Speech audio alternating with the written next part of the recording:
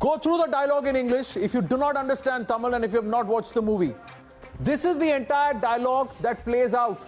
On GST, he says Singapore collects 7% GST and they provide free healthcare services to its citizens. This is the only factoid which perhaps you can say is wrong because they have MediSave and it goes out of their income tax $1,500 or above 8 to 10.5%. Chhod dijiye, movie hai. But look at the real point. He says our government collects 28% GST. Does it not? In some cases it does. Why are we not providing free healthcare is a question. Then he says services to our citizens. That's the dialogue. For medicine, 12% GST. True or false? 5% to 12% is the variant. He's picked up the higher one commodity that cripples our livelihood. He is talking about liquor. There is no GST on human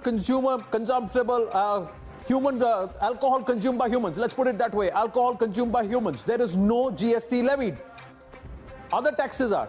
Then he goes on to say there is oxygen cylinder in one of the government hospitals. No oxygen cylinder in one of the government hospitals. We know which one, don't we?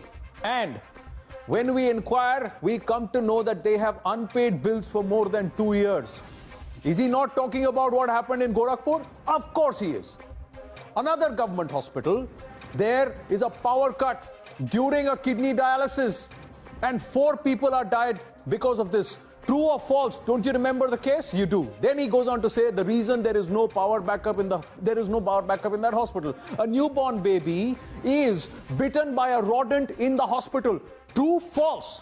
True. And the baby is dead. True.